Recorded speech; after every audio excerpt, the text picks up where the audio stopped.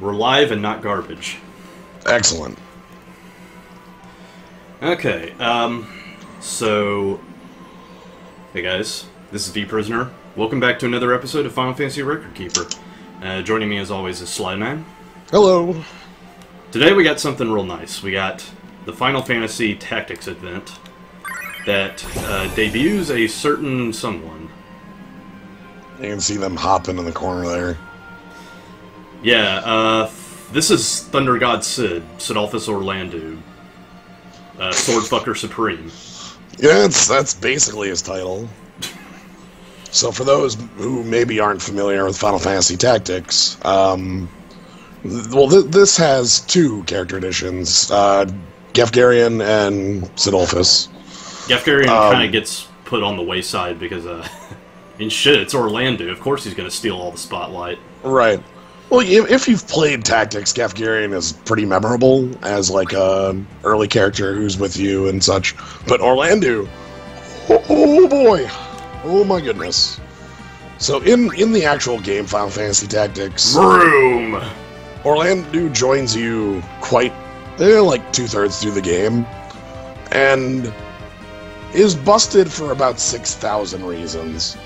He has access to like 3 classes worth of abilities. He has the best stats of any character. He has the third most powerful weapon in the game that's actually the most powerful weapon in the game because it has auto haste and holy up.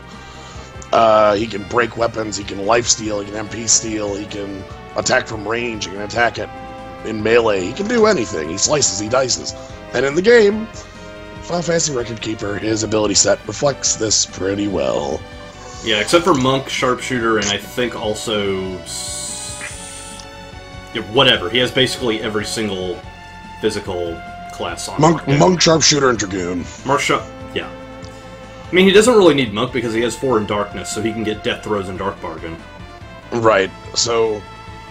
He's got Combat Spellblade, Combat, which gives him things like the Saint's Cross, Gaia's Cross, Full Charge. He has Spellblade for all the new Spellblade abilities that they've been putting out, along with the Tornado Strike. Celerity gives him Power Chain, Dismissal. Please note that what he just said, Power Chain. That's going to be really important, because I should probably point out exactly what that's all about. So... we get his OSB and his BSB in his debut.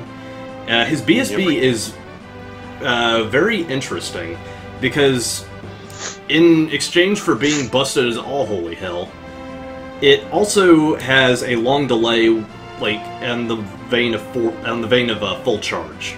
So it's basically full charge with benefits, extreme benefits at that. Right. And with having an actual like. Not a mug bloodlust on it, but or not a mug bloodlust, but like a what's attack defense? Yeah, attack defense. It has that. But yeah, it's more like it's extremely good, but it does have a full charge-esque delay. Oh right, Matty Dictron points out he is the one and only character in this game that comes in at level 50. Right, again, because it's Orlandu. Sid shows up and it's like, oh, I should probably put this guy in my party, right? And then he's like, nah, yeah, look, I got this. Just hand me the controller. You're doing it wrong. Give me the controller. So, for long delays and stuff, he has something that's actually not Power Chain. Power Chain is one of the keys to his BSB. Right. The other one being a new mode that comes with him called Thunder God's Might, which reduces the delay of all of your actions by 2/3. Now, you'd be thinking, well, this is unique only to his OSB, so initially to a lot of people just see this and like, man, that sounds really scummy because it basically tells you wail on this banner until you get both of his things. But there is something very important that you have to consider. If you get Orlandu to level 99, because he has his Memory Crystal 3 in this event, he gets this. Which, might I say, this is actually really great for characters other than Orlandu as well. But, yeah. Oh man, he's even Sword Saint as his class, alright. I was hoping just for Holy Swordsman, but that's basically it, yeah. Sword Saint's the new, like, alliteration. It flows off the tongue better. Yeah, yeah. It's like Noctats if you have 6 fingers. Orlando has 6 fingers. Sword Saint's definitely his Noctats. Anyway, this basically fixes every single complaint that I initially had about his BSB setup. And it's just like, oh, you think it was a little bit scummy and a little predatorial? Well, no, they actually do give you access to Thunder God's Might normally. So that's fine. And it stacks with Power Chain. They made absolutely sure to tell you that when they introduced the banner. Yeah, there was a little update that was like, hey, this is how Thunder God's Might works. But yeah, I'm super happy just because Sid is just as great as I remember Sid being when I played through Tactics years and years ago. Mm-hmm. And I'm glad about that. And also, looking at it, Gafgarian fits pretty well as well. Gafgarian's more of like a darkness swordsman. Yeah, like his whole shtick is darkness plus he heals. Yeah. But he heals other people, and that makes sense for him. Right, that's what his class, which is 1/3 of the abilities that Orlando has. I love it. Orlando just gets what he wants. Oh, goodbye to the other event. Yeah, goodbye to FF10. And goodbye. You dingus. But anyway, that's basically why I started a little bit later. Actually, we're starting around 8 CST at this point in time, just because I think I've said this before, but our streams kind of cross with Wondering Newbies, who provides a much more educational, like, down-to-earth, hey, you can beat even the ultimate fights with this particular normal team and not that many SBs. Whereas we fucking crush it. We do some breakdancing and our opponent falls over. Yeah, we crush it and they toast. Sword, which are dark swords. I think it's Dark Swordsman or whatever the class is called. Oh yeah, yeah, HP and MP drain. Yeah, he has that in his BSB. Yeah, they're quite good. Mm-hmm. Okay, so first off, Obstacle to the Throne. That is Gafgarian twice. Yeah, so if you're familiar with Final Fantasy Tactics, both of these battles, both of the little backgrounds will actually be familiar. The first part is the point where Gafgarian leaves the party. Basically, it's the fight where you have to remember to unequip Gafgarian or else he runs off with all your stuff, which sucks. I remember that happening. You know a lot more about Final Fantasy Tactics than I do. I've never played it. Oh, I played... See, like, popular opinion in people I talk to is that Tactics Advanced is, like, the cooler game. I never could get into Tactics Advanced because, yeah, so on the bridge, this is the part where Gafgarian, like, leaves the party. But I loved Tactics because I played that one a ton. I haven't played it in maybe, like, 10 plus years, but... Okay, this thing here, the what they just said, if Gafgarian retreats to the back row, he'll be out of melee range, is sort of a gimmick they use in the... They have two gimmicks they use in the Tactics fights. That's one of them, is like melee range, because a lot of the fights in Tactics are all about like positioning and such, so, you know, they do that. The other one is like, we'll see it in Ultimate, I think the first Ultimate fight, the Waves.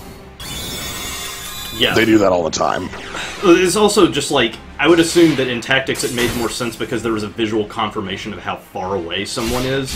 Oh, whereas in Record Keeper it's just like, I'm over here now, you can't hit me from way over here 2 inches to the left. Right, like it's not perfect because it's like it's hard to translate a positioning tactics game into like a, you know, actual Final Fantasy. Well, this is also a problem that they have been grappling with since, because I think it was either FF10 or FF13 that did ranged fights a lot, and those sucked. 13's I can't speak for the game because I'm still playing through 13, but of course. I do know in Record Keeper I have fought something like a half dozen fucking bosses that are immune to melee, and it's just like, this is the worst.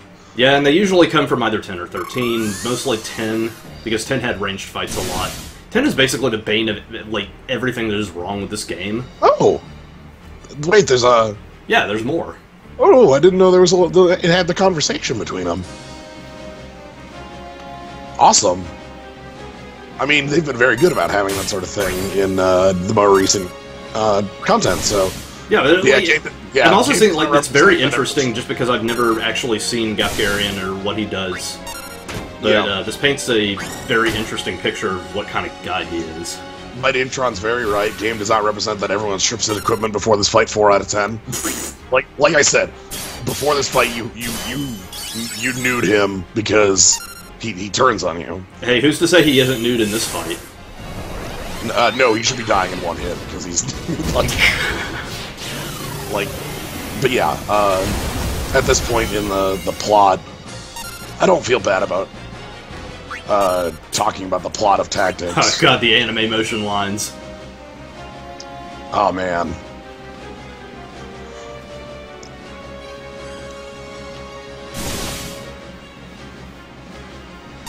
Yeah, he has a sword. That's... Anyway, this fight is actually over the moment Gafgarian falls. The knights don't matter, and then he just... Zoop, I'm out. So yeah, you can see like the bridge. That's the piece of the... that I remember the most for that like place. And then we're gonna get the second Gafgarian fight. Right here. Yeah, the other thing too is this is more or less a general advertisement for hang on. I may have used all of my stamina doing something important. Hold on. Right. Anyway. This is more or less a introduction to new content that we're probably going to be getting for Tactics, Dungeons, and the Realms. They got a whole lot of new stuff that they can play with, and I'm sure that it's going to be there in the next dungeon update.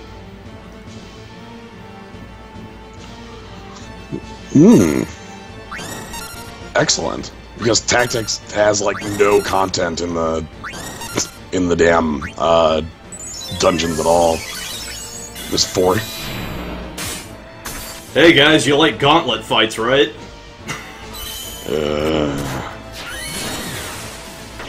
Anyway, so this is the second fight against... Yeah, the other fight against Gafgarian, that's more of like a...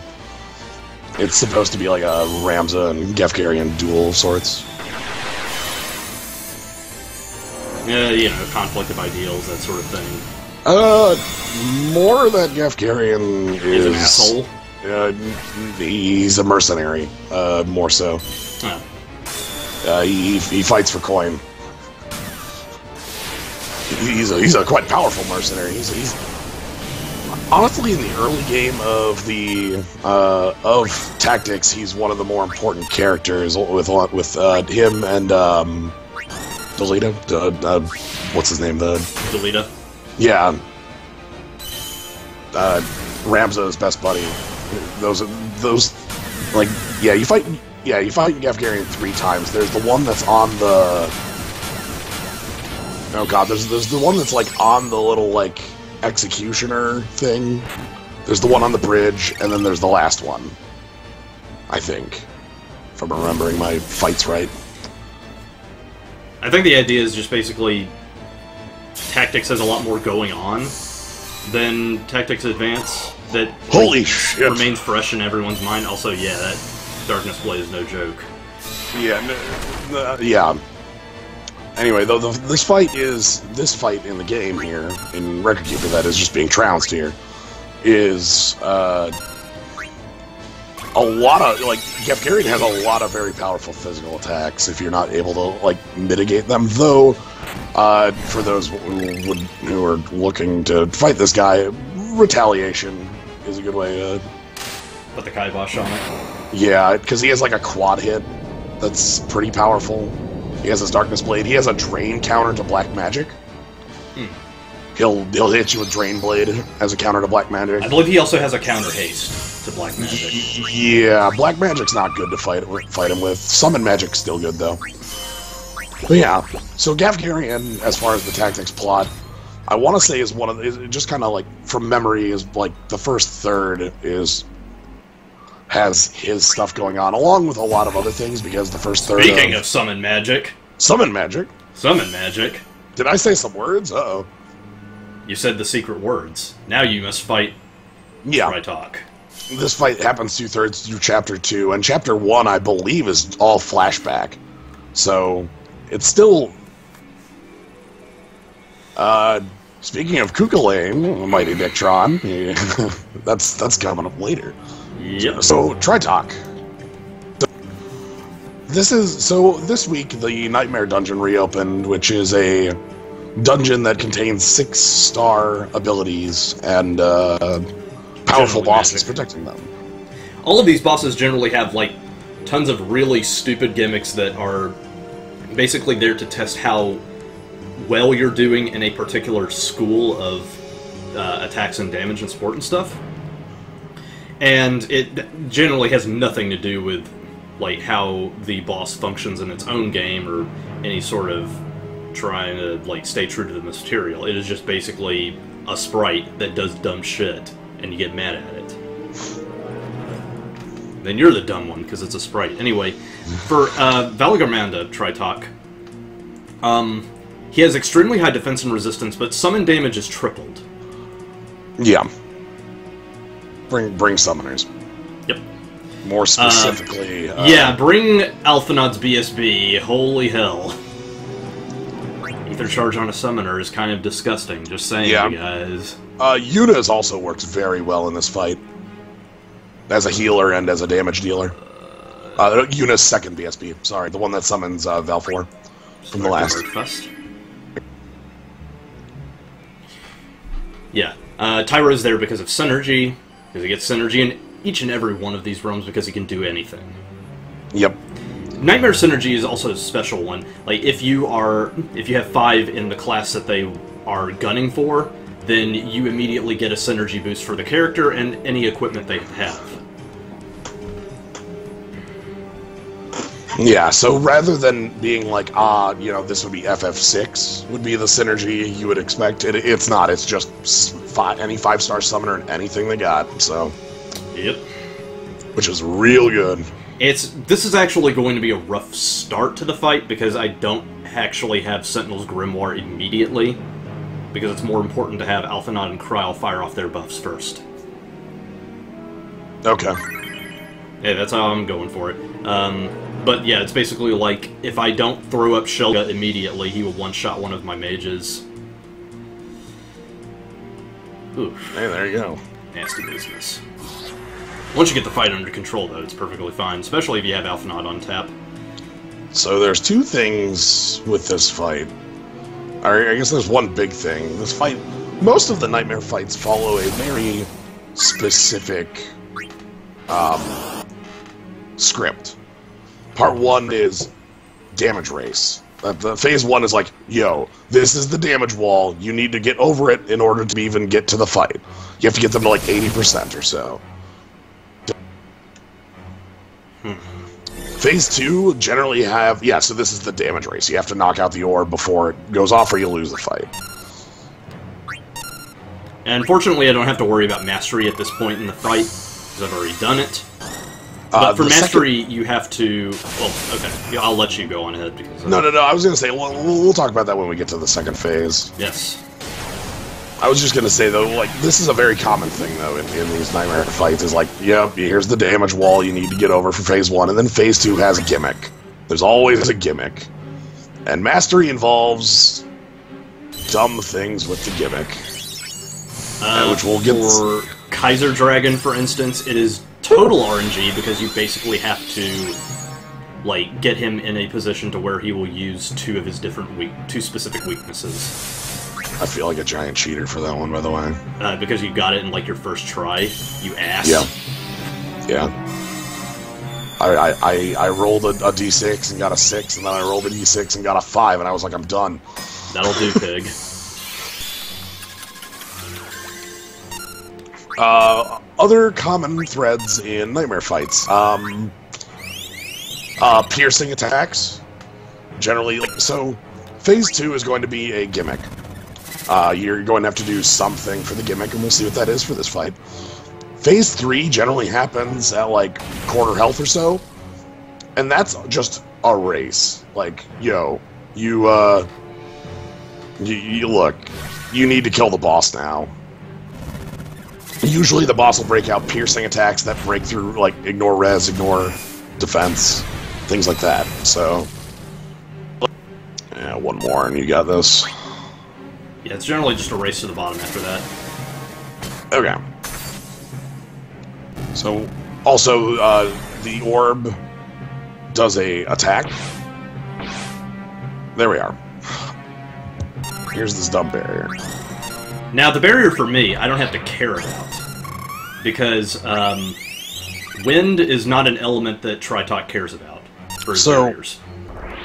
Yeah, I guess to talk about this gimmick, Tritalk has the two barriers that are just flipping between, wow, your party is... Yeah, okay. This can happen. Once I get the wall up, I can recover. With who?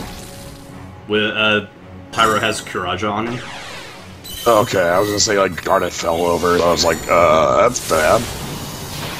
So, yeah, the barrier is, like, ice, fire, lightning, right? Those are the three? Yeah, basically. And you have to hit... Wait, did we just get the barrier hit here? Or is that... No, well, it's like, he doesn't really do anything in retaliation for that. Right. The gimmick, though, is you need to hit the barriers. They're changing, not randomly, but, like... Okay, now this is done. Yeah. Yeah, okay. Sometimes it's just a bad start. Well, you really need, I'm pressing the wrong buttons. Like, without Sentinel's Grimoire, that fight is... Holy crap. That's why the start of the fight is really rough for me. Because climbing the damage wall in the first phase is much more important than keeping myself alive, because I can keep myself alive during the second phase. And he doesn't... He plays a lot nicer during the first phase. Yeah. So the gimmick, as it were, with the two barriers is when they match up, you need to hit them with a element that they're weak to, I think? Like, if they have two ice ones, you need to hit it with fire. If they have two fire... I think it's something like that. Yeah, something like that. But... Oh, not gonna wrath. That's a strong tactic. Dang it. Well, I was just trying to prep a Kuraja, just in case. Whoops. Duh! Ready, girl, how you standing? Go to one.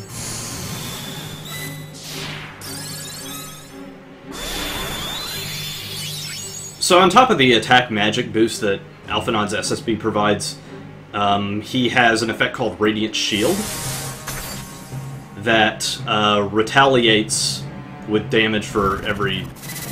Like, it's a counter. It's his revenge damage, basically. If thorns. No one cares about thorns. It's thorns, though. Honestly, I've only used deployment tactics, I think, 2 fights. Well, that's because you have his BSB. You're done. It's incredible in multiplayer. I don't know if I told you about this, with the FF10 200 fights? Yeah. Ultimate Weapon. The 200 fight against Ultimate Weapon. I went in and it's like, alright, I want to win the multiplayer fight. Well, okay, what's our team? Our team was 6 healers, Minfilia, and Hope. And the fight started with Ultimate Weapon killing Hope. Ooh. So, the entirety of the fight was just us sitting there, like, doing nothing? And, like, trying not to die and succeeding because we have 6 healers. It's like Aiko, Like, I've got Ico, there's Pinello, who keeps dying, there's Lena, who keeps giving revives, there's an Elfanaud who's just spamming Kiraga, and deployment tactics, and deployment tactics is where 2/3 of our damage in that fight came from, like... Anyway, it was dumb and great, and I loved it. I sure am glad that excellent. He's going for the single targets. That's good.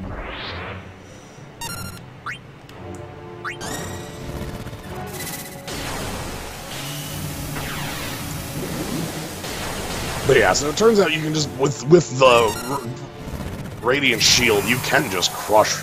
Like in multiplayer, it's 8 times the damage. You know, it's 8 things doing damage rather than 5, so it adds up a lot faster. Okay, good.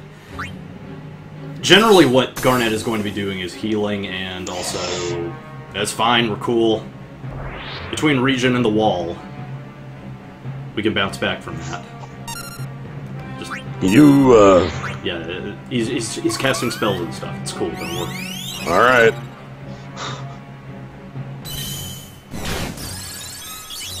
Also, I'm going to reset his ATB pretty quick.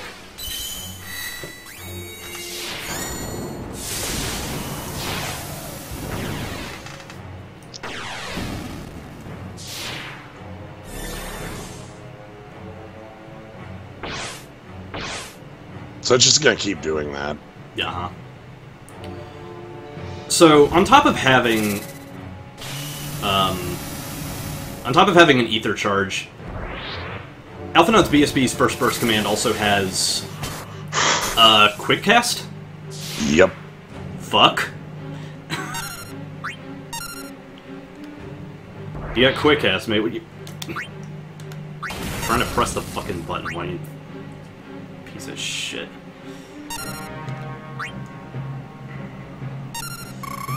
Okay, so... yeah. So I think what's going to happen is after... yeah, it's going to be Rydia who uses the second Alphanaud BSB. Okay. Look, Regen is doing a lot of work, alright? We're cool. And now that we've gotten the first quick charge off, it's just like... he toast.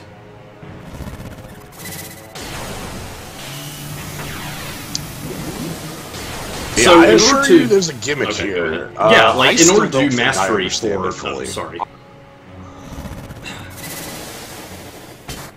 I think we're all just sort of, like, flustered and talking over each other. There we go. Oh! Nice! You summoned an urn. Okay, so here's the gimmick with the urn. Yes. The gimmicks with the urn is, if you manage to take down both of his barriers at once, then you spawn these urns and kill them, and they give you back ethers. Assuming they don't run away. I don't think I've ever had that happen to me. Honestly, like... there comes a point where... like, once we have both the Elfanauds going off, we should be able to... like... damage both things quick enough. Like, we can leave the ball around a little longer than, like, killing it in one turn. Yeah. But yeah, once both barriers fall, that's when the urns come out. Also, if you break both barriers at once...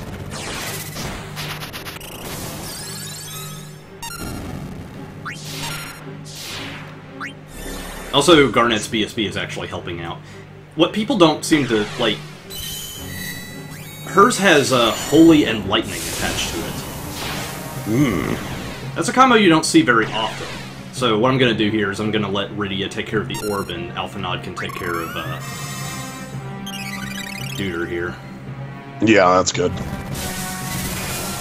Also with backup from that.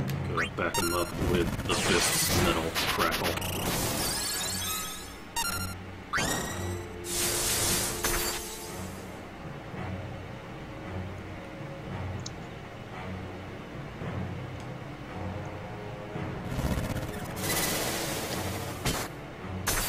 Also, it should be about time for me to get my buffs back up.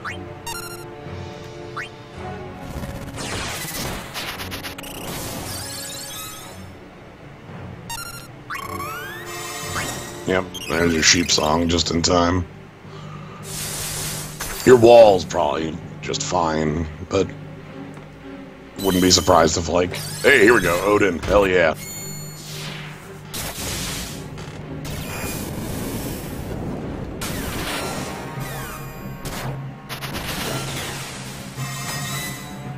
Hell yeah. Hopefully that'll take care of the thing.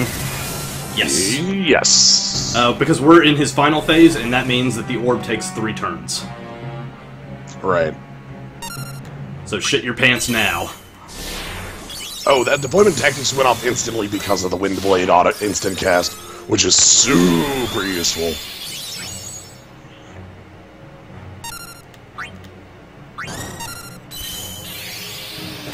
Okay, so what we're going to do now is, we don't care about the orb anymore, we're just going to die unless we just fucking unload on him now. Right, got all our buffs down. up. Let's get the party started.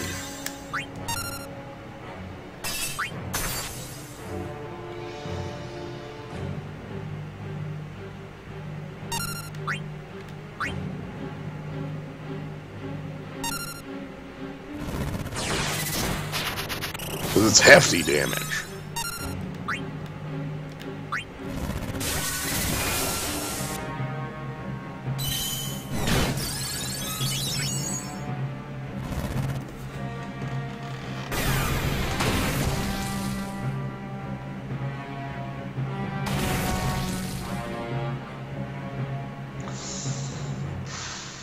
Yeah. Maybe a saving grace.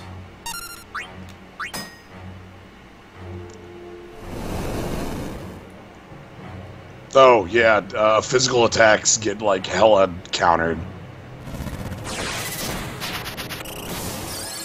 Buy us a little bit of time.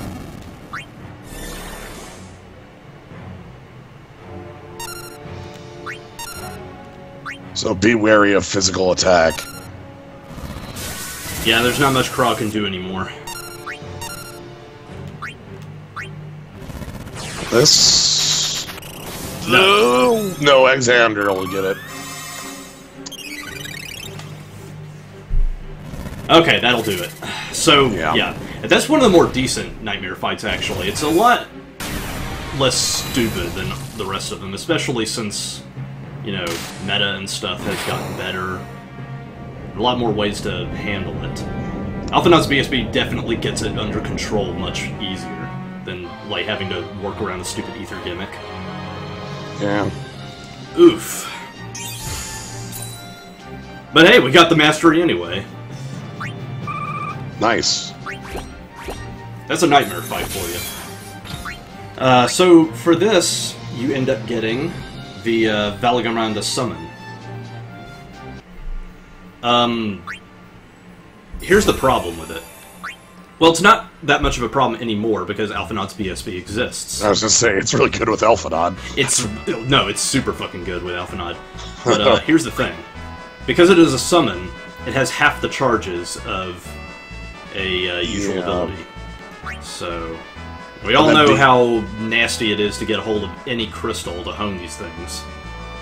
6-star abilities are already difficult to create, and honing them is almost impossible, like, past, like, the first hone.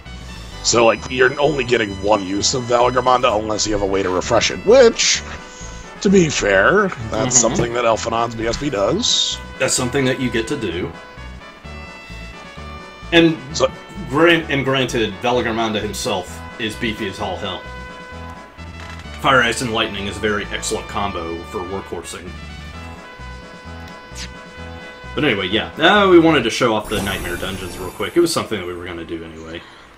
Yeah. Okay, the next fight... so we've done Gafgarian, who's the early Chapter 2 stuff, the Chapter 2 stuff in these fights. Next up, we have Cuculain. Oh boy. They take special note to point out, like, where the Biora and Bioga is coming from so that you don't confuse them with the ones from the game. Well, especially because the ones in Tactics have different side effects. Yeah, I can see that.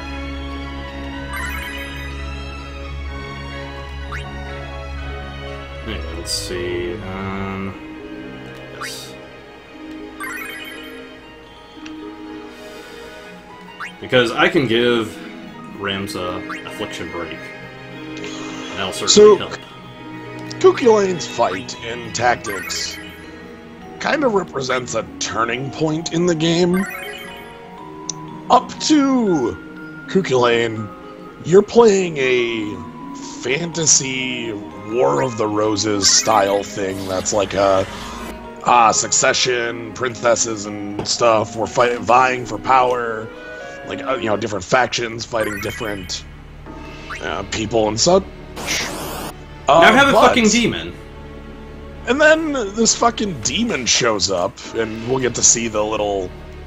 it has a little cutscene leading him. Or no, this no, one not doesn't? this one. Not this not this one, okay. He's already transformed. This is like... Yeah, it's basically like... there are special Zodiac stones that people find in the game that transform them into demons of the Zodiac. Right, I believe this one is... I'm gonna look it up, but I'm gonna say Scorpio off the top of my head. I think so. Yeah, Kukulain is Scorpio, and it's basically like random assholes get a hold of these stones and then sacrifice their humanity to become unstoppable god demons. Yeah, I'm Scorpio. Okay. But yeah, this is definitely like the point where it's like, wait, what?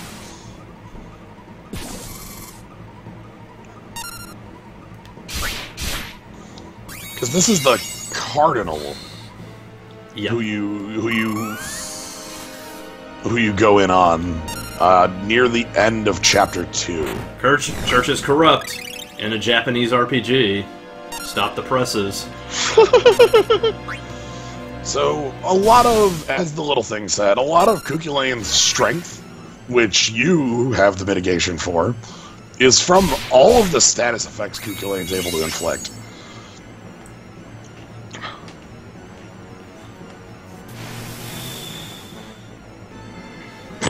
Okay. That's a 60-second Doom. Come on, we can do better than that, Kukulain. I should have just brought Kuja for no good reason, just to let him do that so that I could laugh. Oh, you want to put a 60-second Doom on Kuja? Yeah. Like...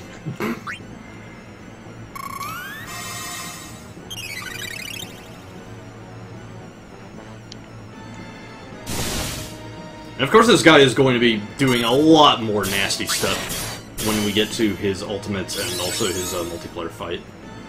Yeah, so... But yeah, this is definitely a turning point in the story. From this point, it's still like a political intrigue. Somebody, one faction is claiming that Ovelia is the queen, another faction has the prince, like the really young prince. You know. And of course the church is pulling the strings of both so that he can take care of both of them and get power for itself. Right. So yeah, all of this like factioning and politicking, you know, normal stuff.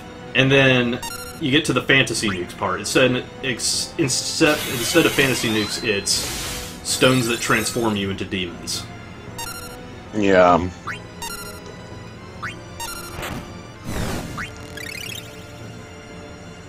Christ, I didn't even need to use any of my BSBs, this dude. Oh, yes, that's also true, Mighty Tron. This fight since you murdered the Cardinal. Whatever. You got the fight done, but, nice statue you got there. At least that doesn't count as a KO. You won't lose your, that I, Undying, should die here. Yeah, killing Cardinal Delacroix is, like, a super big point for Ramza as a character, because now he's a heretic against the Church, which leads to most of what happens in Chapter 3. Because he murdered the Cardinal. In this place, one could say, death lives. That's so stupid. Death lives.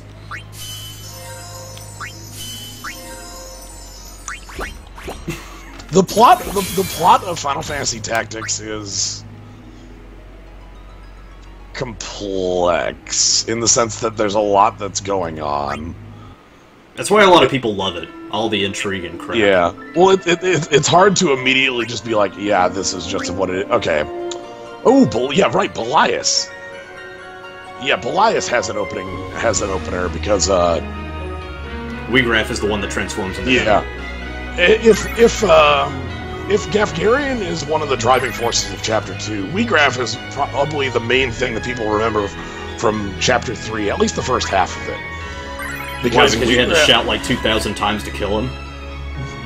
Yeah, basically, because the Weegraf fight is a killer in the game. You can screw yourself by saving before it, because there's a fight before it, and like, if you save at it, you can't actually go level up in your one-on-one with Rams against Weegraf. Yeah. There is not the one-on-one Weegraf fight in this, but we do get the little cutscene of Weegraf just being like, you know what, screw this. Using the power of Ares? I don't know, probably because A, no one knows about the Zodiac Stones other than the major power players, and B, who the hell would believe that you could, like, turn into these things?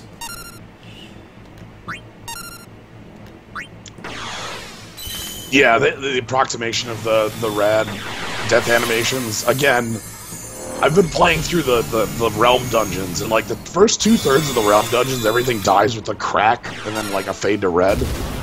And then like after the... Yeah, almost nobody knows about the power, like the Zodiac Stones. I thought the major power players would. Fucking nobody does. I think there's one person in the church that does. Because it's the main plot is like actually the succession stuff, and then there's just like one or two people that are just like, yo, the stones, and like that's it you know, and then it kind of comes out in the 4th chapter as like a back half of the 4th chapter even. Yeah, like, see, I would have thought that even the church would know about the Zodiac Stones, because like there was that whole conspiracy with the Savior or whatever. I don't know. I think it's just one part of the church, because there's the other faction of the church that's, oh god. I'm trying to remember, like, main characters' names when there's, like, 1,000 of these. Who the hell's the person that Sid is working under at the beginning? Wow, indeed. Okay, the Zodiac Braves, which were going to be, like, the demonic arm of the clergy. Well, because you get attacked by, like, assassins of the church. I remember the rooftop fight. It's the one that comes to mind immediately. Oh, wow, silence. That's nice. Well, I mean, it's not like Y'shtola is going to be doing much else.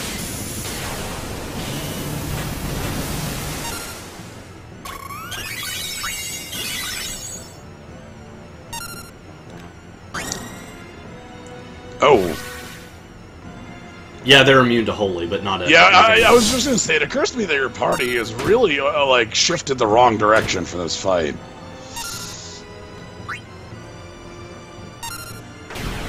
Yeah, here's a real kicker. Should I care? Saint Ajora is the name I couldn't remember, but there's, like, the literal Jesus in the backstory of the game. Basically, assuming that most of the... I don't know, like...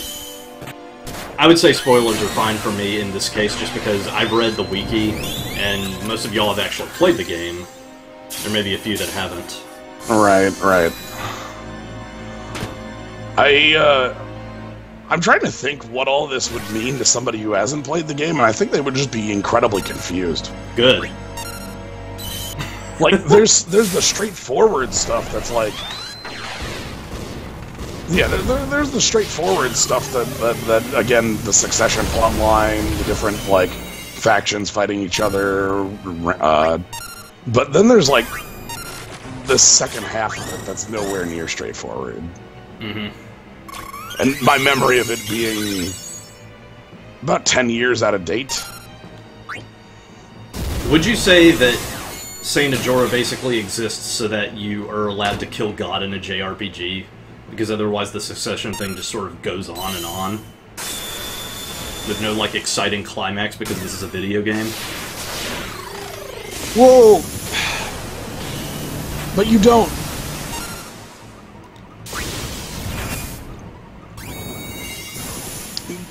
What? I'm not trying to style on you or anything. Just I'm trying to think. Like, yeah.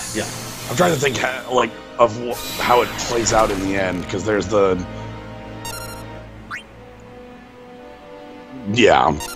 I would say there's more to it.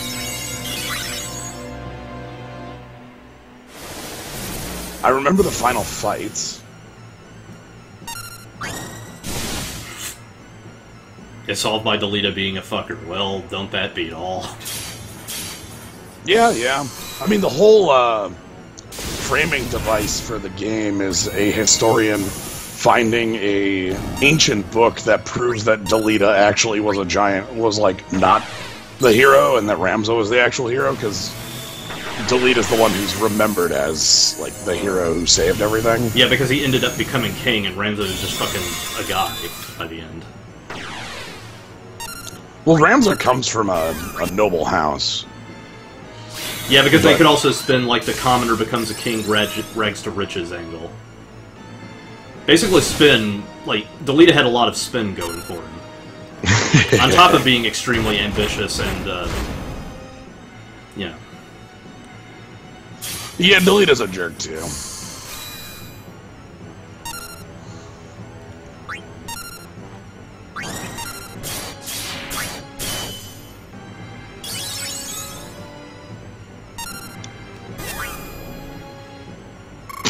A phony. You're a phony! But yeah, it like, the plot with Ajora plays out in the sense that, like, it turned out that Ajora, again, who's the Jesus allegory, was possessed by one of these, what did you say the name? Somebody said the Lucavi demons. Lucavi, that's like, it. Like, I think she was possessed by Ultima, the leader. Specifically Ultima, yes. Again, who's the... like, that ends up being the final fight. It's like, the only thing people remember Saint Ajora for is that she walked up to a well as a child one day and said, "Yo, that shit's poison." And they're like, "Damn, you're Jesus. We're gonna follow you." Yeah.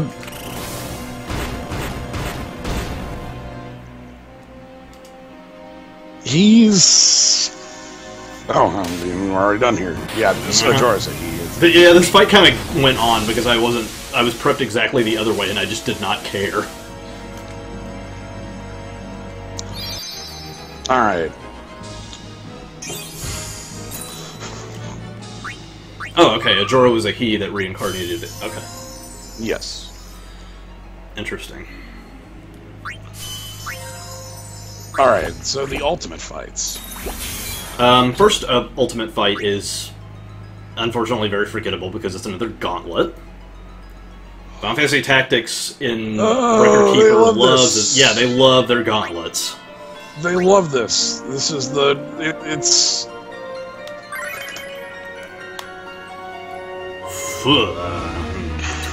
So, in all of the Tactics dungeons right now, there's only 4 of them. Every single one of them ends with this. Yeah, unfortunately you're not going to see a lot of change until we get to the second ultimate fight. Refia and Beatrix are just too good at the whole AoE stick. So this is... where the hell even are we in this fight? I'm trying to, like... oh, we're after... okay. I guess we're still here. Anyway, yeah, it's literally just, like, classes. Like, yep, we're fighting a thief, an archer, and a monk. And then when we beat them, we're going to be fighting, like, a time mage, a black mage, and a knight or something like that. Oh, also I forgot to give Ramza back full break. The thing with the conditions in this fight is that there are 3 waves, and each wave has a specific enemy that you have to lower the stats of. And I have 2 multi-breaks. Oh well.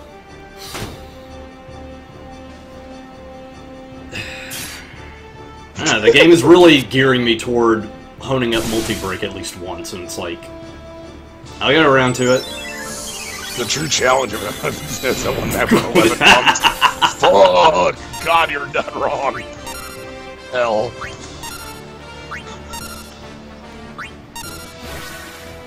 Oh my goodness. There's a number of like specific fights in like Tactics to me is like a. It's sort of blurry, but there's very specific points that stand out. The Wheatgrass fight, the Gefgarian, two of the Gefgarian fights actually. The third one doesn't stand out to me at all.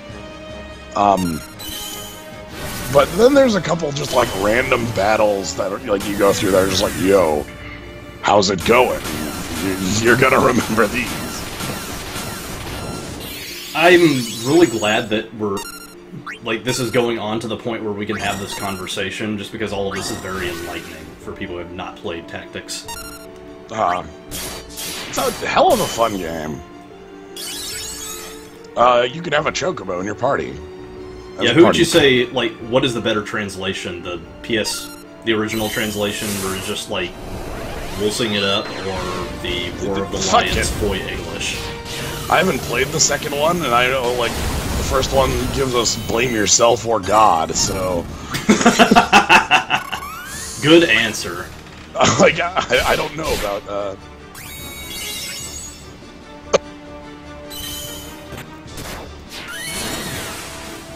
I haven't played the second translation as the thing, so I don't... Oh. Steel Heart. Oh, what a powerful move. I would probably care a little bit more about this if you guys were able to do damage. I mean, in the next phase, we're going to start getting Black Mages and Summoners, so they can use Titan and Cyclops. PSP translation is significantly better in most respects, however it loses some of the charm, and translation choices are very suspect. That sounds about right. Everyone's name being worse. Oh. Argath Thadelphus. Fuck. Argath Thadelphus. That's... Try saying that 5 times fast. Hell. Anyway, yeah, time... Argath Fartfuck Hell. Anyway, did you know Refi is really powerful? Just gonna put that out there. I don't know if we've mentioned that before. But... Oh, right. What was that list of names that Gnome was going over in the last stream? That was literally every legend from the set Legends. Those are all real Magic cards. And then I just started saying Space Mutant names. Yeah, I was wondering when it converted from Magic names to the Space Meteor names. He never stopped. Everything he said was a Magic card.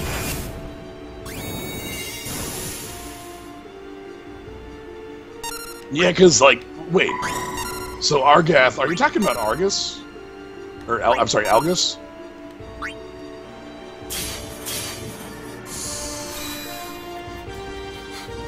It's probably Algus you're talking about. That's a weird... whatever. Emrakul, the asshole's torn. Okay, yeah, Algus.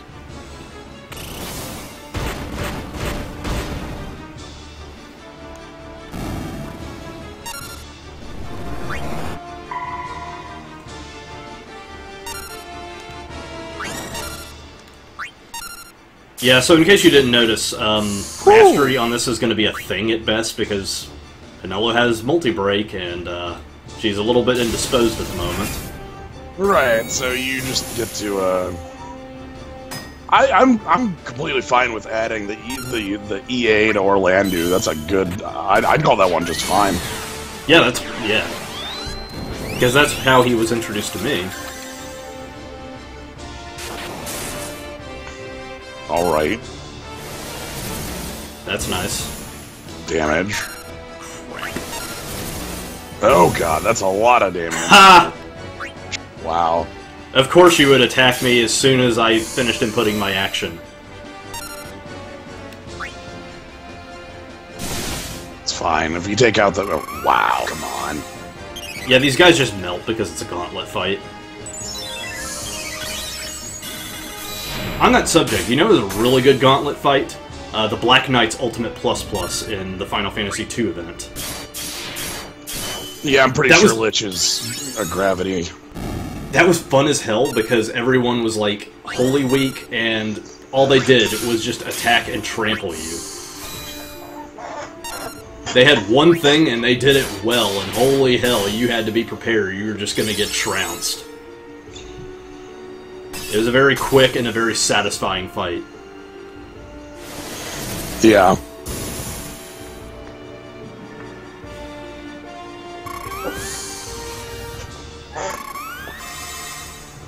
There we go.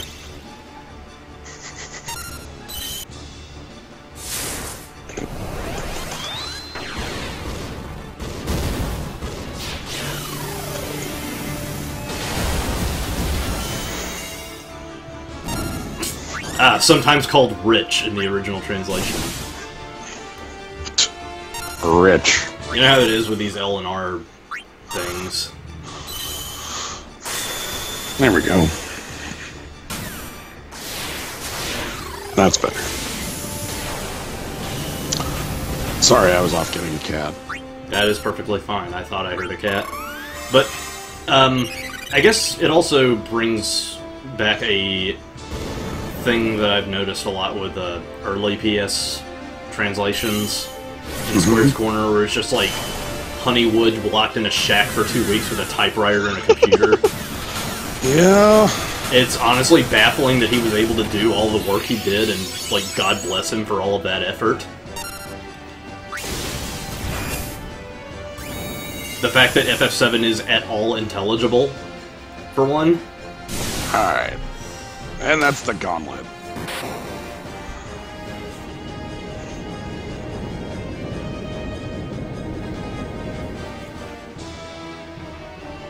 The thing that I remember Honeywood for the most is his work in Chrono Cross. Nice mastery. Yeah, because what he did was he had a situation where he couldn't really translate the scripts for every single character because there's like 1,000. So what he did was he created an accent generator that would individualize generic walls of text on the fly, depending on who was speaking.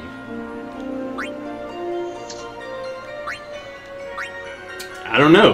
Necessity is the mother of invention. That's just really cool to me. Anyway, now we've got Gafgarian, and he has all of his, like, crazy whack-ass dark attacks, and yeah, he's the one that is just like, you don't want to bring black magic to the fight. He loves to counter it, but he is also very physical heavy, so just do that. Yeah, he's all physical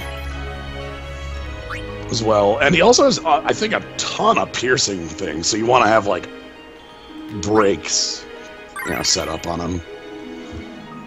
Now we finally get to bring out the big guns. 8,000 health. Oh, good lord. Yeah, it's Orlando. I may have also, like, record dove him a little bit.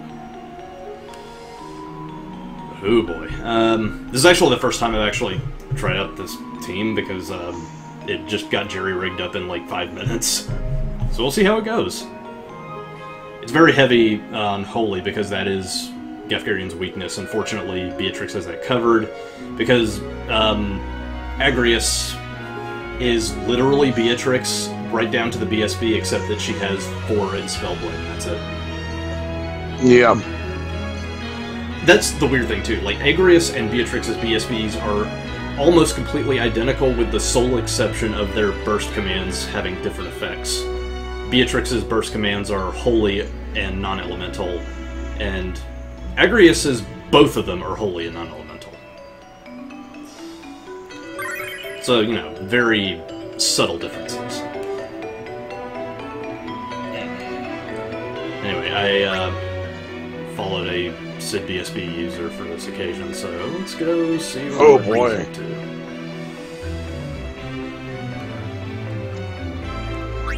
So Sid's BSB, or Sid's, Sid's OSB is Lightning and Holy. Yeah. His OSB is Lightning and Holy. His BSB is Light and Dark. Right, because those are that would make sense. Those are the 3 he basically has access to. Because he has access to all of Gafgarian's skills, as well as all of Agrias' skills, as well as all of, like... Sid. It's Sid. It's Sid. Anyway. For those not, again, who haven't played it, Sid was a... Sid joins your party about, I think, mid-chapter, late chapter 3. And he's basically anyway. your piggyback for the rest of the game. But he's a... Oh, wow, he has like a thundercrack. Okay, so first off, we set up the fences, and that... Because he starts a fight with the fences as well, so... Which is fine, I think Beatrix is, Beatrix doesn't have a spell. Oh, halfway through chapter 4. I thought it was end of chapter 3. Okay. Again, thank you. Like I said, my memory of this is literally 10 years, 12 years out of date, so... Yeah, Sid doesn't give the slightest shit about Protect. Oh, good God. That was through Protect? What the fuck?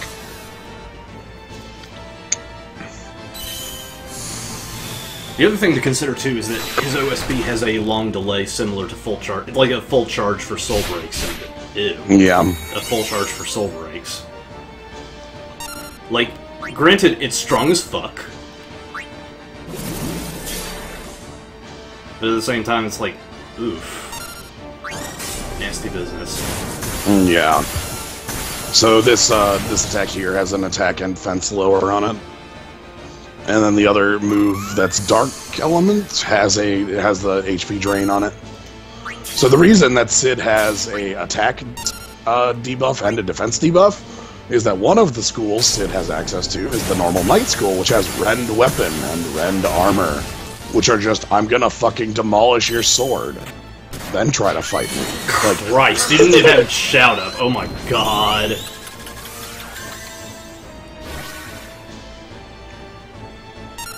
Anyway, Sid is, as far as a character goes, was a good friend of... Wow. Idiot. Was a good friend of Ramses' dad. Like, they were good buddies in, like, the 50-Year War. And Sid is known as the Thunder God Sid because he was just, like, this undefeated general in the 50-Year War.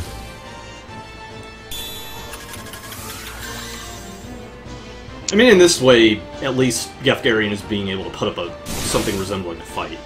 Right. Well, it's going to go away pretty quick because Beatrix has a dispel, right? Oh, by the way, it's by this point in the fight, he has defense ignore. Mm-hmm.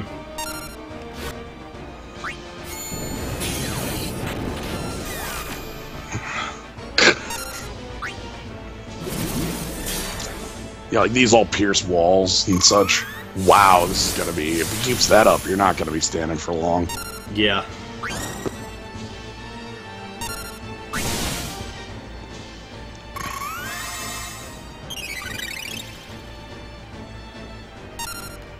There...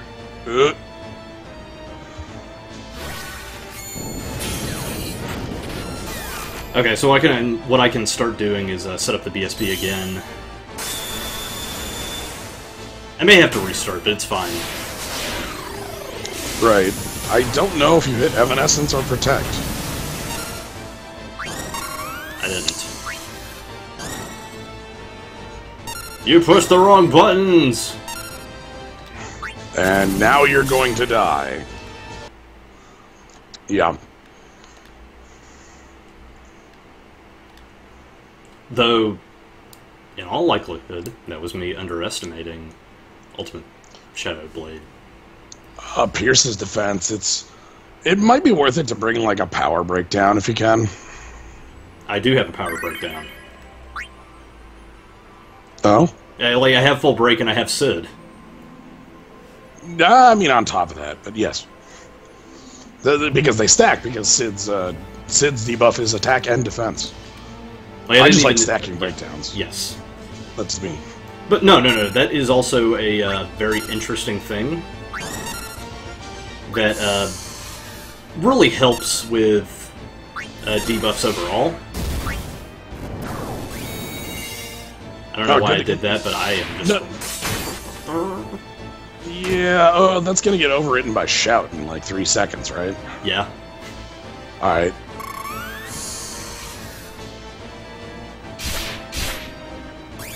Jeez, where is my head today?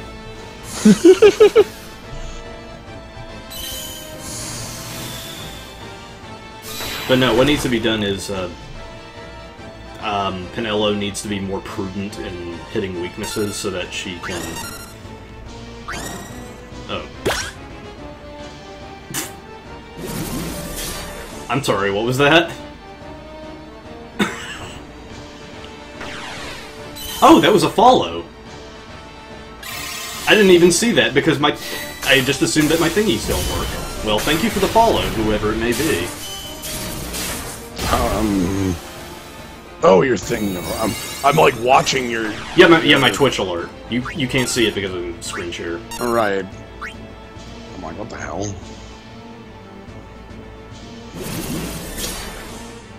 Final Fantasy Tactics is also a game with Faith as a stat.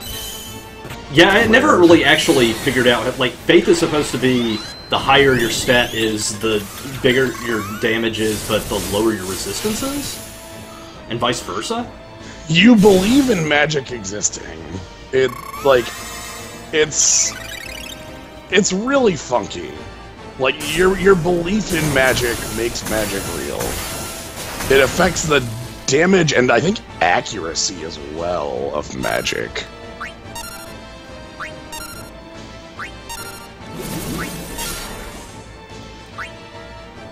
So basically what I'm doing right now is just trying to get Pinello up to speed so that she can have Evanescence ready. Because that was really what caused me to flop over and die last time. If you don't believe in magic enough, Cure doesn't work on you. If you can imagine it, you can do it. Also, if that means that if my follows are working, then that means that hosting is working as well. So try hosting, if you haven't already. I mean, mine's auto-hosting you always, so... Okay. Yeah. Well, technically, I have it set to host at random from everyone who is currently streaming on the list, and it looks like Kaz beat you to the stream, so... That's how it goes. Because he's been doing Bloodborne for about 2 hours now, so... this is Gafgarian, who is a... Motherfucker.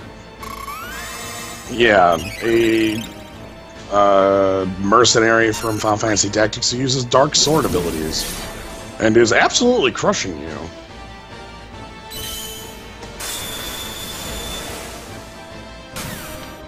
It's fine, Ramza isn't really doing much of anything.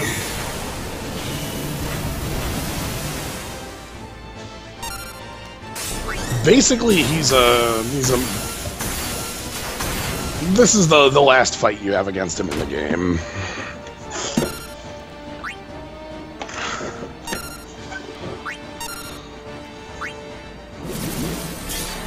Yep. Jesus Christ. Alright, it's time to change tack. He hits like a fucking truck.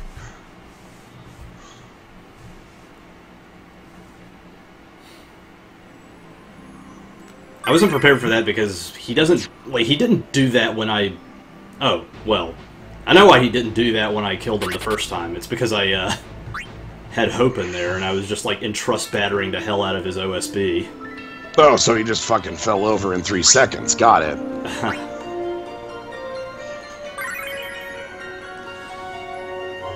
Of course, changing setups means that I have to, like, look for another thing. Also, you... Well, let's think about this. What kind of... Where do you want to go with this? We still wanted to use Sid, right? That's the main... No, absolutely, we're using Sid.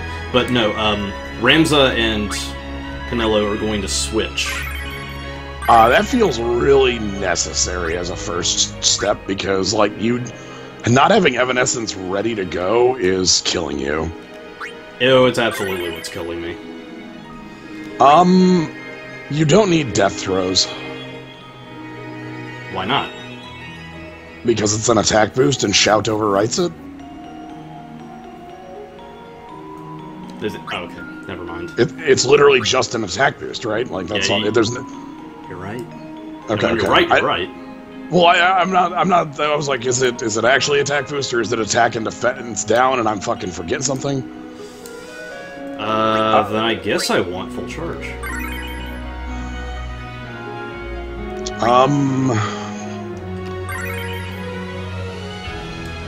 Of course, this means that I'm gonna have to like find another thing to do.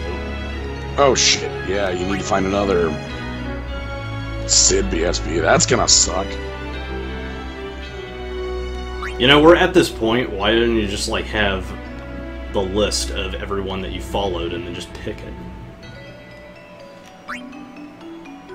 The game is still improving, and I'm sure that that's something that someday will occur. Hey, at some point we didn't have a refresh button. Right.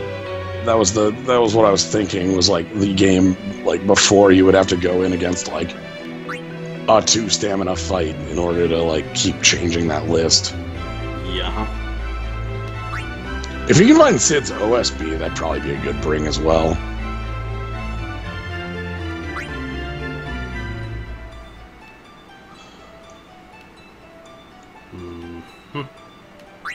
Because then, like, Sid could power chain full charge, and, like, you can give Thunder God mode to, like, Beatrix.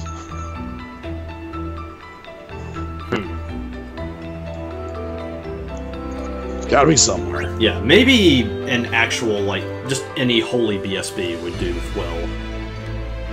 Like, I don't know, Menphilius or some shit. Menphilius has an attack debuff on it as well. It does.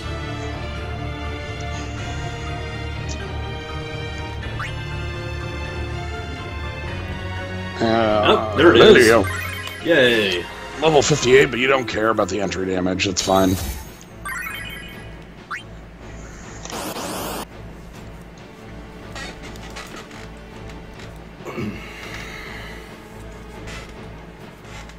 Yeah, so that was absolutely what was killing me, just not having Evanescence ready to go.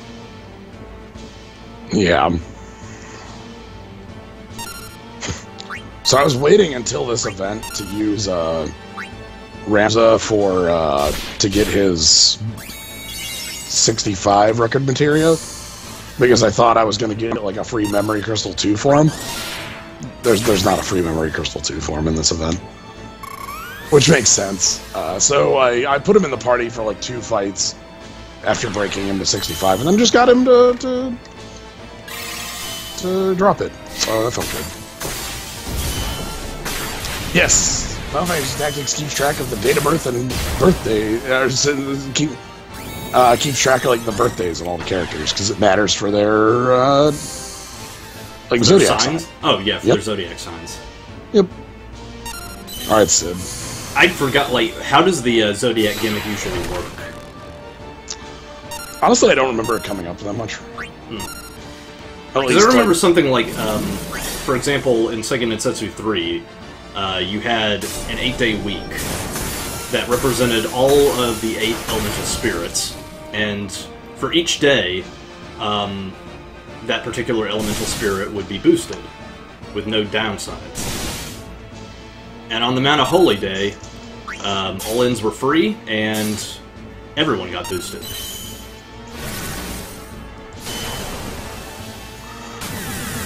If you play as a Virgo. Yeah, there's like a... Oh, fuck, yeah. Because, so the way Zodiacs work in the game is that if you are a opposing Zodiac sign, like, you deal extra... There's... Oh, Jesus Christ, it's a lot more... I'm looking at the... I decided to look this up, and, like... Wow, there's a lot more than I thought with this system. Okay. And here's Ivalice's calendar. Yeah,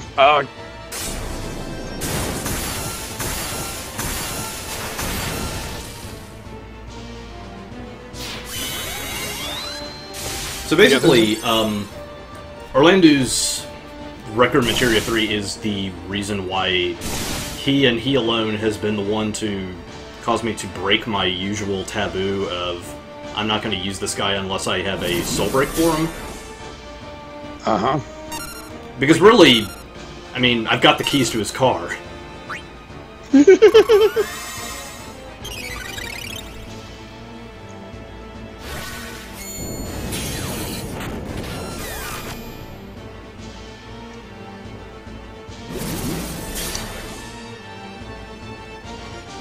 Did not know the like Virgo thing. That's funny.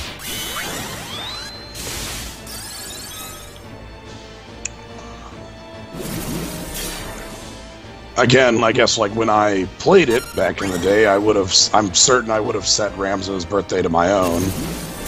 So it would have been a Gemini.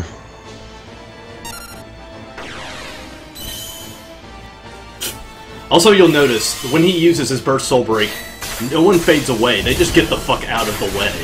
It's like, alright guys, head back, Sid's doing his shit, get the fuck out of Dodge.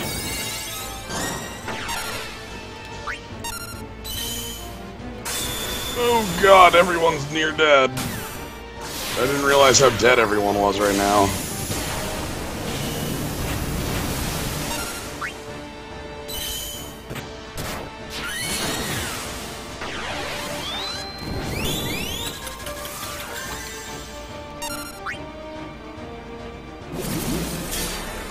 Oh, thank God. Ooh-wee. That could have just been everyone falls over dead and you lose, but rather he decided to single target Sid for some reason.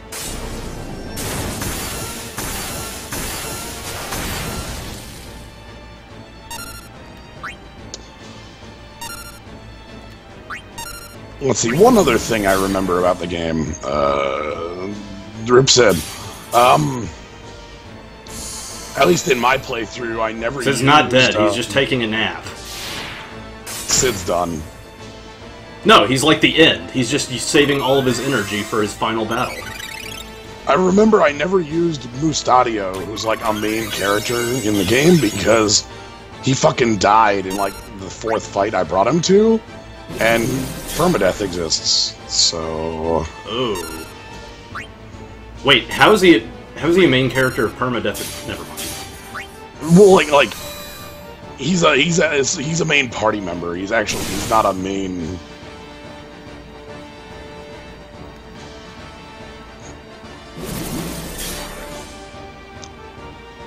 Yeah, I never played that late game side quest. I'm aware of if Mustadio dies, you don't get the late game side quest. I remember being really annoyed as a kid about that. So there's a whole bunch of stuff I don't know about. I remember being really annoyed about it, though.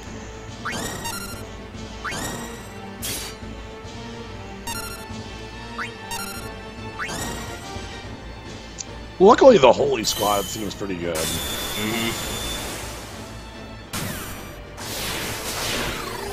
Alright, I forgot you could get Cloud in Final Fantasy Tactics. Yep.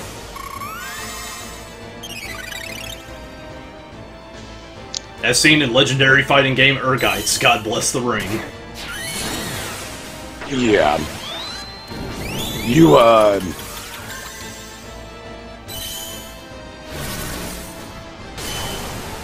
Yeah, characters can't die until they, like, actually fully join your party, and they can't perma-die. Otherwise, like, you could just murder Gafgarian and, like, fight 2, and then, like, the whole game wouldn't make sense. That sort of thing. Thanks for the tame little quad hit, you dumb idiot.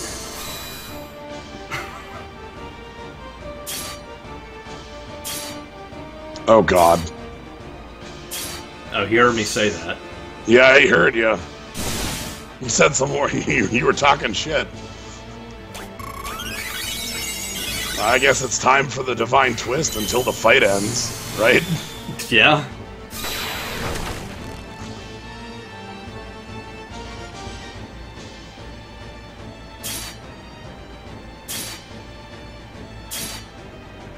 Oh boy.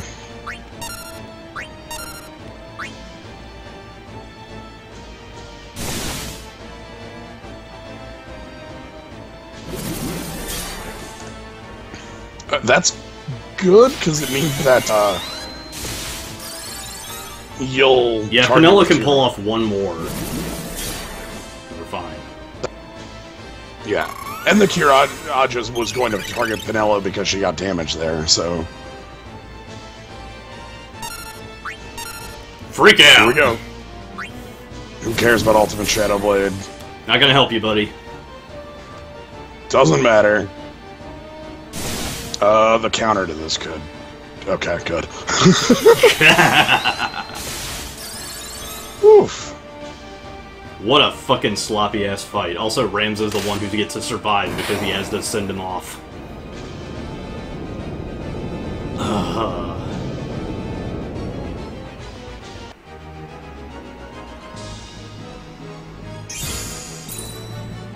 So what's the one enemy to every human being on the planet? Hubris. Thinking you can just walk in there and kick all the asses because you're Sid, Dolphus, or Landon.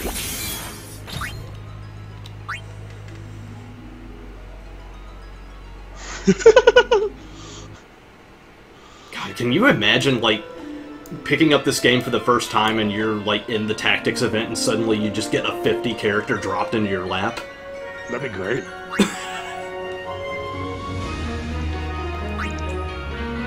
Alright, so now we have Weegref in his human form. Speaking of chocobos... Yes. This is it. This is the fight that has a chocobo in it. Weegraf is accompanied by a knight and a monk Kupo. After the knight and the monk are defeated, a knight and a chocobo joins the fray. Ooh boy. Chocobos, yeah, chocobos in the game rule. Mm-hmm. Cleansing Strike can doom your heroes, which is actually extremely good for a dark team. Right. Because guess what this guy's weak to?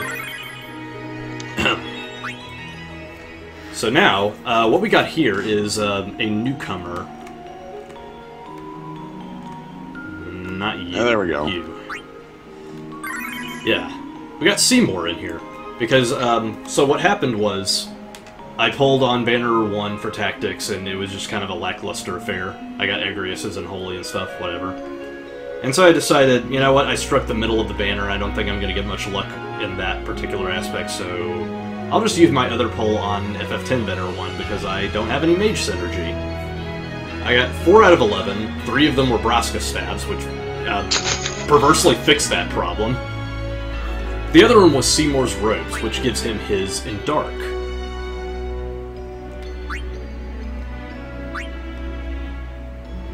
Yeah. That's pretty dang solid. So nice. Okay, and also, get that fucking shit out of here. Fucking rip. Fucking rip. Okay, so what's going to happen here is that, Seymour can just Memento Mori Weegraf for all of eternity until he gets his Din Dark off, and then he can use Ultimate Weapon. Ha! Nice stuff. Also, Orlando's here because his attacks do Holy and Dark damage. So it's a perfect mix. Jekt is Jekt, of course. Jekt's BSB is all dark damage, and then Penelo and Y'shtola are healers. Penelo and Y'shtola never really leave my group. Fair. Services are way too important. Also, probably should give her Protectica instead of Shelga. Yeah. That's going to be more useful in this fight. I think my biggest issue with the way I'm handling Penelo at this point in time is she's doing too much workhorsing. Because at some point, you gotta get Evanescence up ASAP. Good night, Abyss. Have a good one.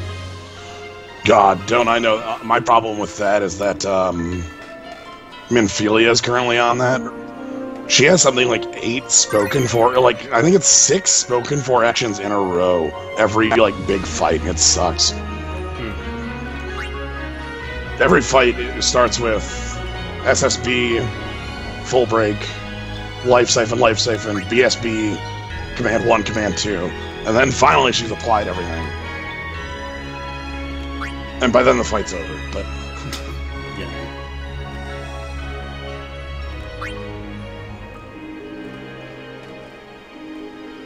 You'd think it wouldn't be so hard to find Sid's BSB considering We just got this event. Everyone's gonna, like, show off their new toys. No.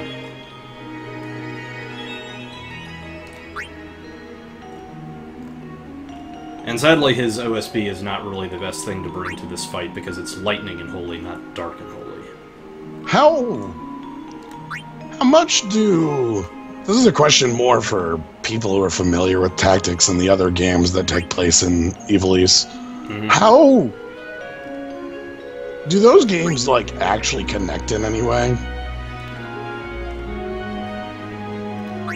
Because, like, the Ivalice... I don't think they do. Well, okay, so, like, from my understanding, Ivalice was the precursor to... Oh, here's his OSB. It is the precursor to Fabula Nova Crystallis, except much less stupid and much better done. Because it was in a world that had lots of really solid world building and was actually interesting.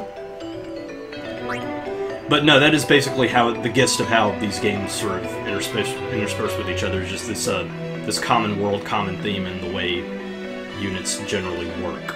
Okay, super oblique references. That's all right. I mean, Final Fantasy's done that its whole life, but we haven't had a name to the theme. I mean, that's what they were trying to do. I played 12, so yeah, I understand. I played a little bit of 12.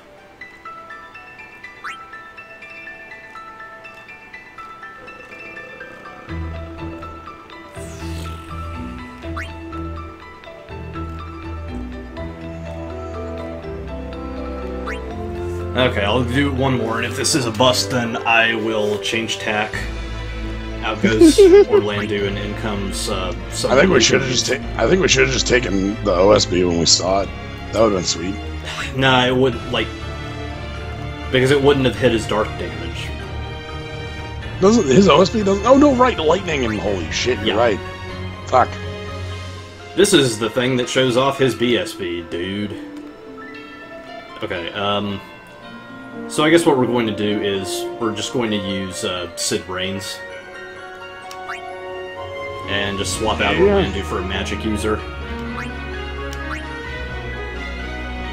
And I think I know someone who would fit the bill.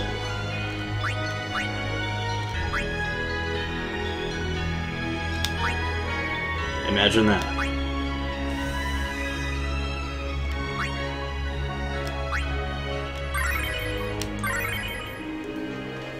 Oh, right, I should also mention, when I got the Summoner Nightmare, that is the relic draw that was introduced when the Nightmare Dungeons opened again, I pulled on that, and I got Rydia's BSB.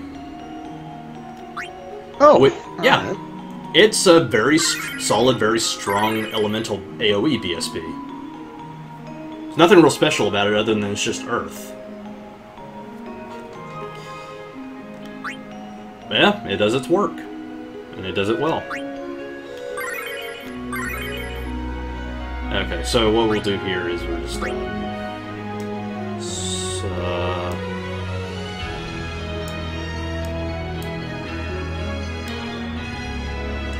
because Jet can really take care of himself because he has Meteor Crush.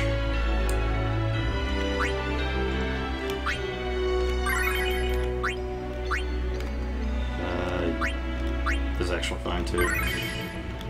Okay, so it's going to be Seymour and Kryl doing BSB shenanigans.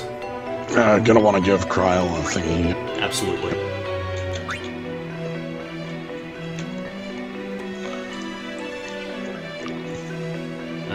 Let's see.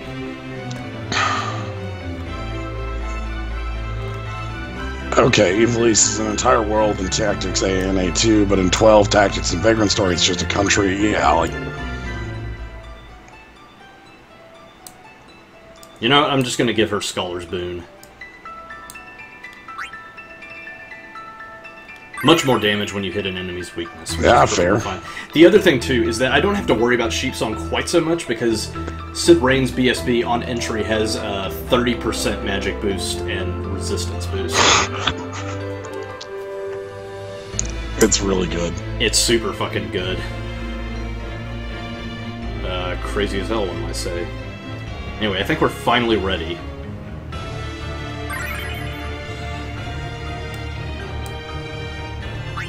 So yeah, I apologize for wasting a lot of the time, but these are things that I haven't really done with the game yet, and I've only just gotten my feet wet with Sid, which explains why I was playing so sloppily with him. These things you just learn, you know? Well, what we got now is, oh,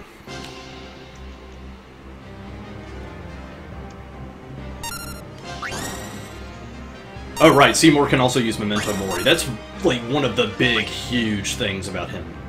A Darkness Summoner means that he is a self-buffing summoner. Yep.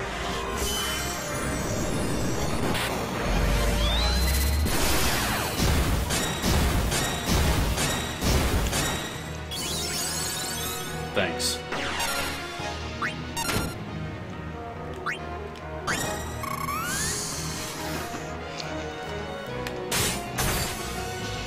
Ah, good old Rend armor. Nice.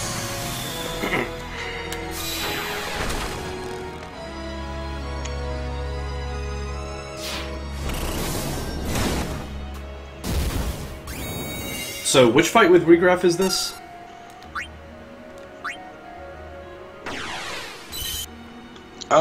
Let's see. This is the. Well, it can't be the one, the final one, because this has got to be the one outside the windmill. Mm-hmm. Right? Is there? Yeah, there's like a little. Yeah, there's a windmill in the background. Yeah. This is before the final fight against him, where he turns into Belias. Is it just Belial? Fuck. Belias. Belias, yeah. Also, this is really good because his attacks have delay on them, and so Sid's Instacast is a really nice counter to that.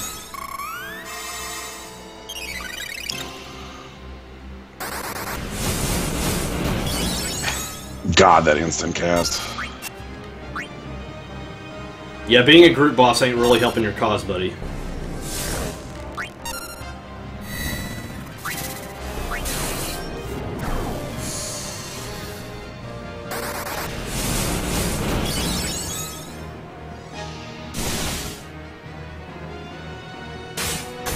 Okay. Now we finally get to put on the juice.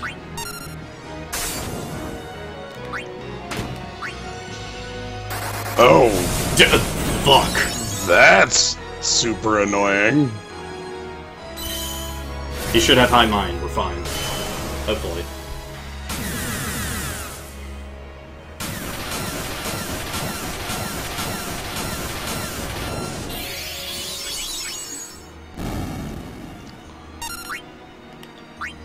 Oh no!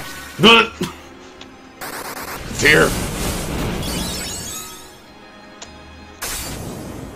Chocobo time.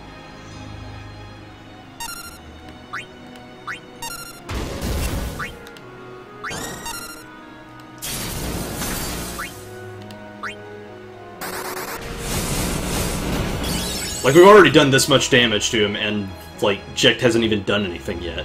Right. And Seymour stopped. I wonder if this fight ends on oh wow, he's wasting a turn on haste because we kicked him into a phase? Ooh. He's just gonna fall over dead.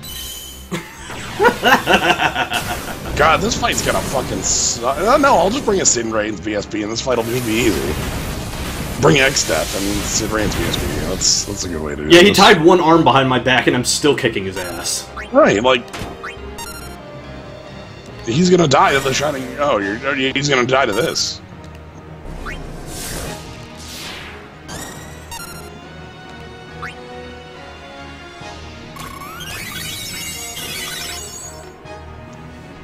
I don't... Yeah, put vocode record. I don't know how you can do a chocobo over... Oh, darn.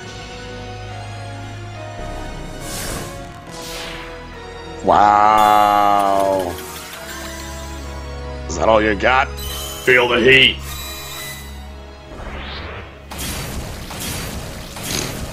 I like that Seymour's, like, Soul Break is literally his cross-cleave attack from when he's a bullshit boss. Seriously, you just... Well, that was a step and a half down from Gafgarian. Holy shit. Gafgarian was so much more than that. What the hell? I guess that's what happens when you're a multi-person fight. You know, when you have friends in the fight. It's the inverse ninja law, dude. When you're in a group, you're weaker.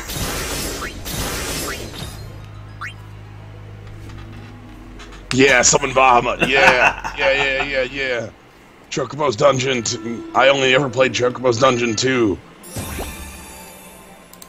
Well, I turned off your thing, which means that it's time for multiplayer.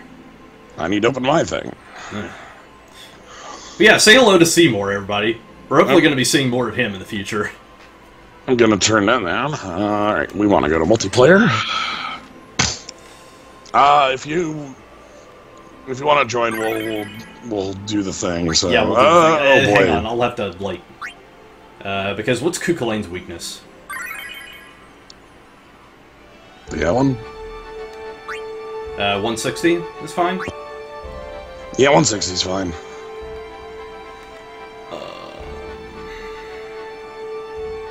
Okay, you might want to bring Affliction Break. Can do, coach.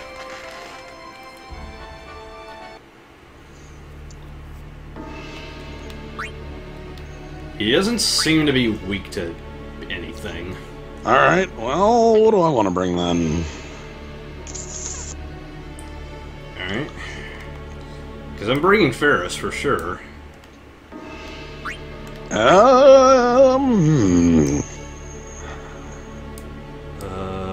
Fuck, I have no synergy for this fight. Oh, good god.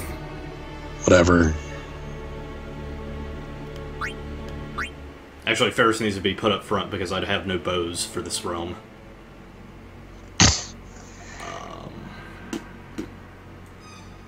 Oh, let's see. Do I have any back row shit? No. That only exists in the form of stage, so I guess it's magic all the way down.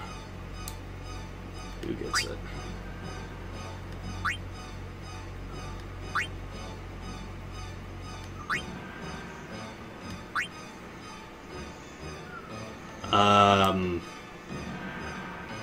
Crap. Well, sadly, I have to use Sleipnir's Tail on Rydia because I haven't actually mastered her burst yet. But she's fine. Because I also have Omega Sigil and everything. And bumps her up to a respectable 400 magic.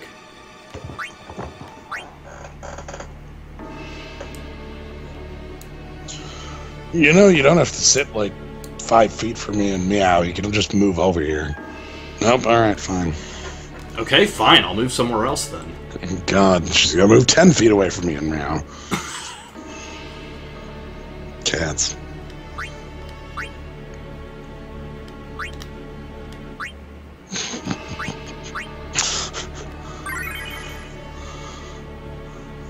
Hell yeah, Chocobo! Chocobo BSB, hell yeah! No, okay, let me tell you, Chocobo's Dungeon 2 and Chocobo Racing were 2 games I bought at the same time from, like, a Funko Land, which is a pre-GameStop thing. I know what pre-GameStop things are. That's how I got Mega Man X5. I played the fuck out of Chocobo's Racing. You can get the Highwind, like, literally a fucking 2D, like, it was, oh my god, it ruled. You got in a racing game, you were just like, I'm a cactar, like, and you'd be like this 2D cactar running down the thing. It's great. Running down the catwalk. I'm set up. Yeah, I'm set up too. Just a sec though, I have to put on weapons. Yeah, just let me know. I assume the number is going to be the... Yeah, it's fine. Hi. Yes. Glad I have a lot of platinum swords. And not just for Shout. Although bizarrely, Shout is a thing that I can't really fit into my team natively, as we obviously saw with Gafgarian. I'm too heavily focused on RWing Shout these days, and frankly, I'm finding that I need it less and less because I have more BSBs, and I can also self-buff with either Meteor Crush or Death Throws. Yeah. I don't know, man. It's a strange, wacky new world we live in. Well, I'm ready. Alright. Just give me the juice. Is there seriously somebody else on our number? What the fuck? What the fuck? Yeah, whatever. It's like the fifth most common number I bet anybody would use. How could anyone discover the number 6969? Weird. Fuck it. What you got for me?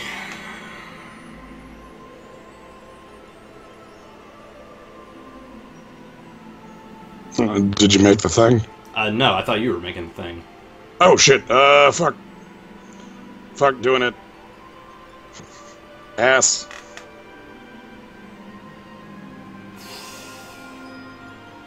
It's entirely possible that something could go very wrong.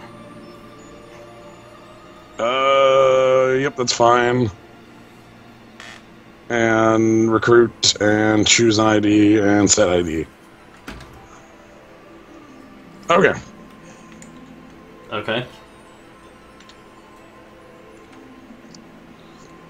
Figured, fuck it, I'm just gonna bring mitigation, like, and healing. You're dodging around the... Okay. Crikey. So, it's made now. Yeah, I noticed.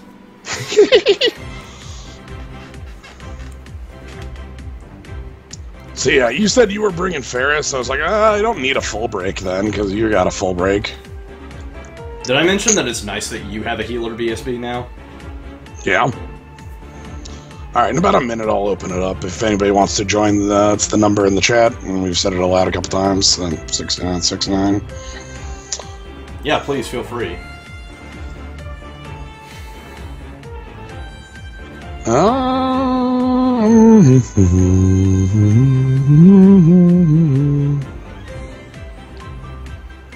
Funny how when we open this to the public immediately, we get waysided by people who wanted to join.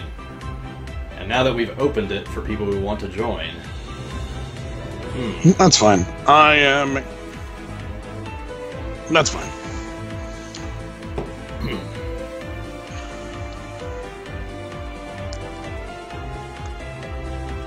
It's sad, I know.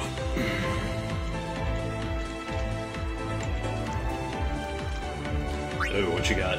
Oh, you got an OSB. Nice.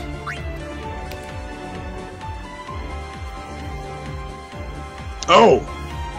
Sid's gonna fucking roll on through. Alright.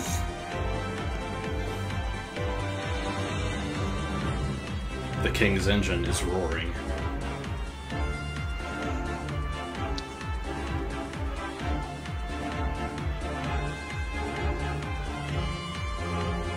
The King's engine is stalled, fuck! Rip. That sucked. Those two looked pretty good.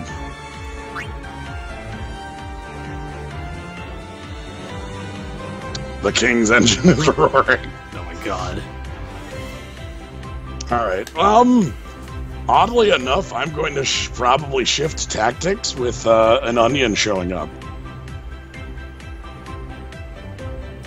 We may have an issue without a wall, but it's 160, so who knows? At least brought Shell and Protect, and we got enough breaks, hopefully, to... Yeah, hopefully we have enough mitigation, debuff mitigation to keep... I mean, you have Mug, Bloodlust, Affliction Break, Full Break, the BSB commands, so... Mm-hmm.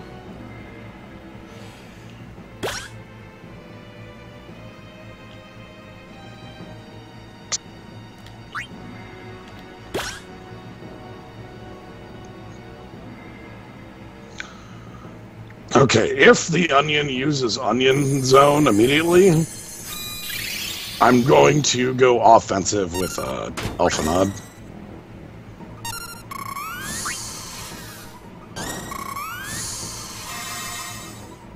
Oh, maybe I don't have to then.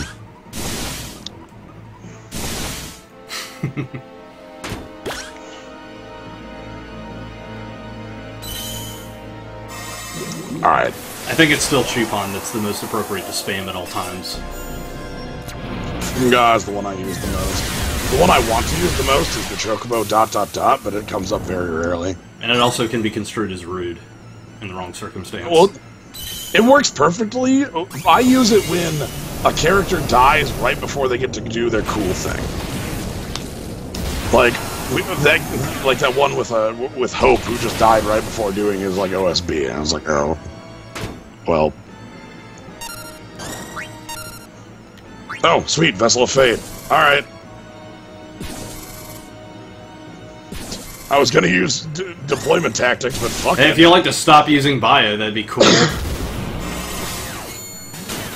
Crikey. Thank you for the follow. Yes, well. So we got, yeah, this is Kukulane. I cannot, at this point, see the preview yet because, internet snafus, but I know what to do. God. No! It's fine, Aiko's got it. I brought the wrong cure. That's fine. Aiko's single target other ability was supposed to be Ultra Cure, but I forgot to change it.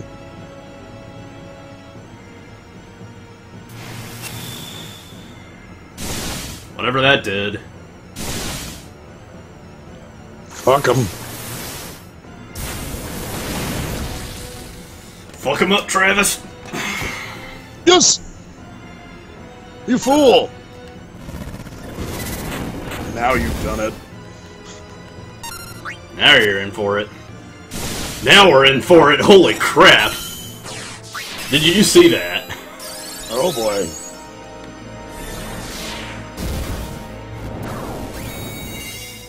Please get your OSB up, for the love of God.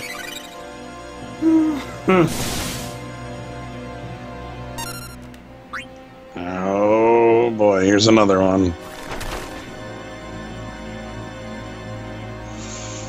Okay. Okay.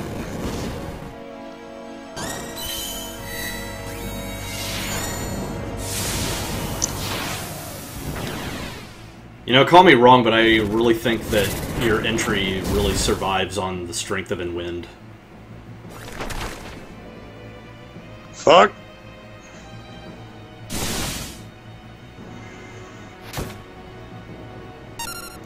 Look. Oh boy, in Trust. Oh. I think we're about to see some shit. Stop it. Please stop murdering me.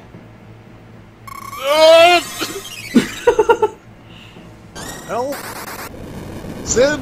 Sid, why does your fucking thing have to have such a long wind-up?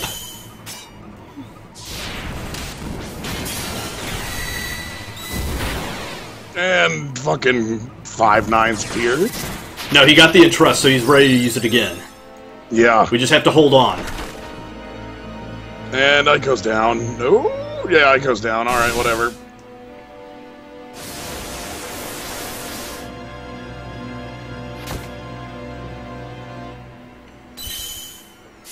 This might kill?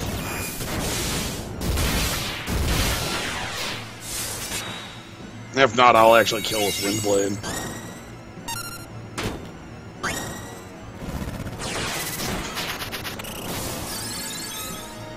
Woo! Oof. I am, like, always on the seat of my somethings when I don't have a wall on multiplayer.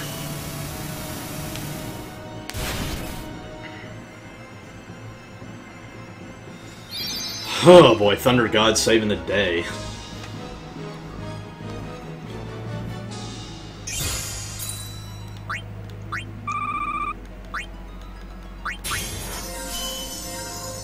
And as long as 4 people are standing, you're fine. Mm-hmm. That was nice and spicy.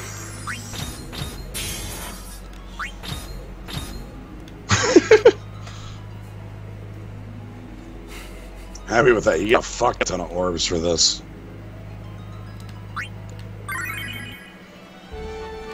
Well, now. Alright. That was a rough and ready ride. Thunder God Sid is his honest-to-God name in the game. Like, Yeah, I mean, it is. in the sense that Thunder God is like a title or moniker. Like, that's not, like, made up. I think his soundtrack in the game, his signature song is, like, Thunder God Arrival or something like that. Uh-huh. Well, I mean, this is also the game that had the names for songs like Bloody Excrement.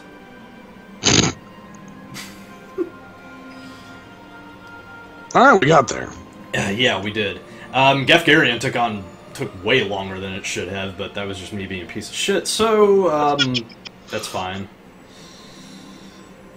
But, yeah, another event in the pocket. And Man. I'm honestly really glad that, I mean, this was basically my way of trying to piece together how to make a team with Orlando. Just because being able to start in Thunder God Sid mode is just so absurd that he can make RWs work without having any of his gear. I also like that in the end we did get to see Sid just pull out, like, Sid's OSB, finish off the, pull out that fight. Yeah. We were getting ready to see it again, too, because, like, the long delay got severely truncated by Thunder God Sid mode being on. Right. The only reason I pulled it off was, You just had your thing longer. well, no, my thing is Instacast.